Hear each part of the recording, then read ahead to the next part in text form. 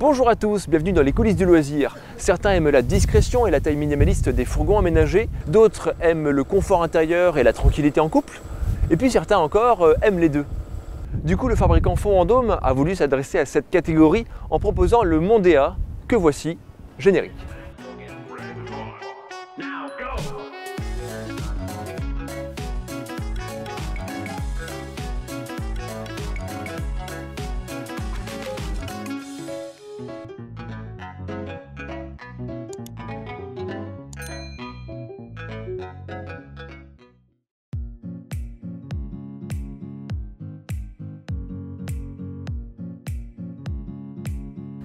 Fond-Vendôme est une marque française installée dans le Périgord. Ce modèle appartient à la gamme Séjour et c'est la plus haute du catalogue. Il s'agit d'un Fiat Ducato L2H3 avec 6 mètres de long, 2,05 m de large et 2,88 m de haut. Le toit est donc plus haut que la moyenne car il doit recevoir un lit pavillon. Ce lit est le principal. Ensuite, le fabricant a décidé de dédier tout l'espace restant pour la journée, ce qui fait qu'on obtient une cuisine et une salle de bain qui sont bien plus spacieuses que la plupart des fourgons.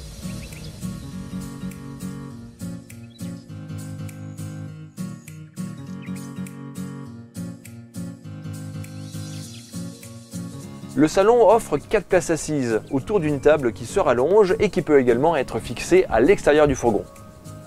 Une petite banquette peut recevoir une éventuelle 5e personne à table, mais bon, c'est surtout un prétexte pour du rangement supplémentaire.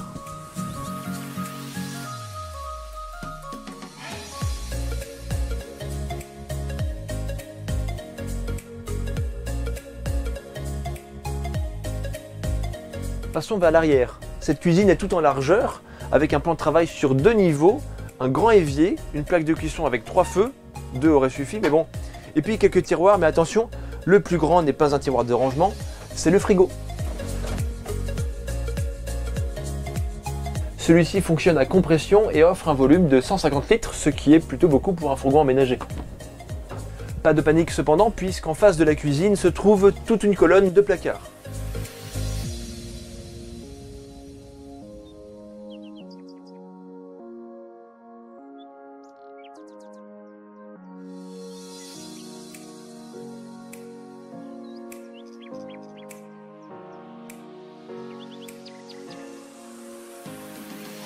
La salle d'eau se trouve sur l'arrière et occupe toute la largeur du camion, avec une porte qui donne accès.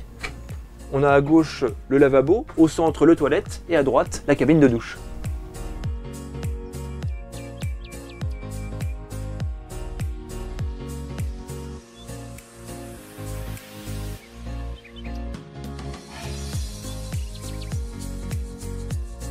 Elle est très lumineuse et tout ça grâce aux 2 baies arrière, une baie latérale et un lanterneau au plafond.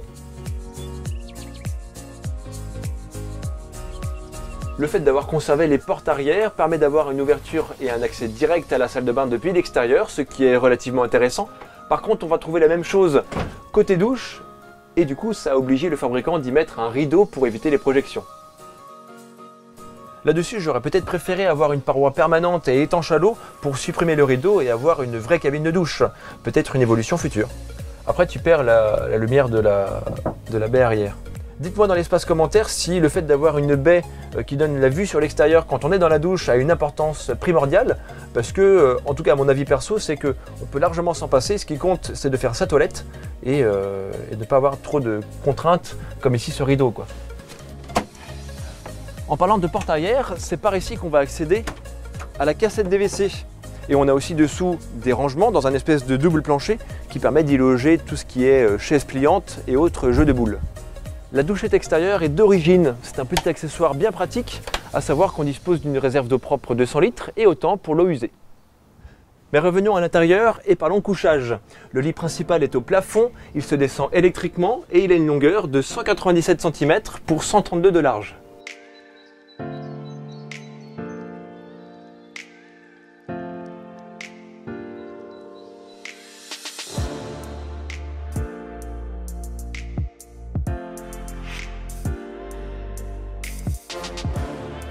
Il y a également la possibilité d'aménager le salon avec 2 couchages supplémentaires.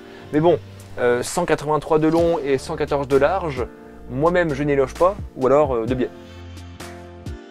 Pour chauffer tout ça, le véhicule est équipé d'un combiné chauffe-eau-chauffage de chez Truma. Il consomme du gasoil que vous payez 2 € le litre. Ça aussi, ça pique, hein.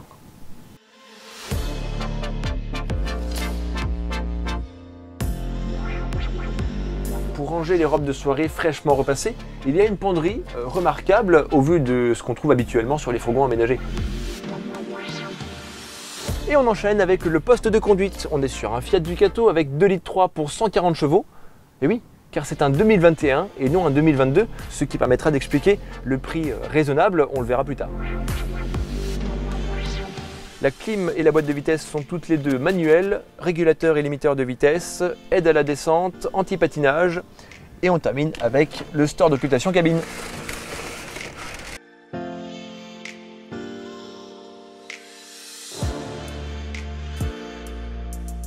Je profite que Simon est en train de remplacer les piles de notre système d'enregistrement du son pour vous faire une petite remarque concernant la hauteur. On me parle souvent dans les commentaires qu'il serait bien de préciser vraiment la hauteur qu'on a sous plafond parce qu'il y a des grandes personnes. Et pour le coup ici je peux en profiter puisque je mesure moi-même 1,86 m de haut. Et là sous le lit pavillon, c'est au-dessus du salon. On ne peut clairement pas y loger quand on est grand. Après, il faut relativiser puisque quand on est sur le salon, on va s'incliner pour aller à table et s'asseoir du coup. Pour donner un peu la notion, 1,86 m, vous voyez comment ça dépasse? Donc c'est clairement pas très haut. On aurait aimé que le lit pavillon puisse monter davantage, mais je pense que la structure du fourgon, la largeur notamment, ne permet pas d'avoir une course, une telle course. Vous m'avez compris, c'était la petite aparté sur la hauteur du plafond.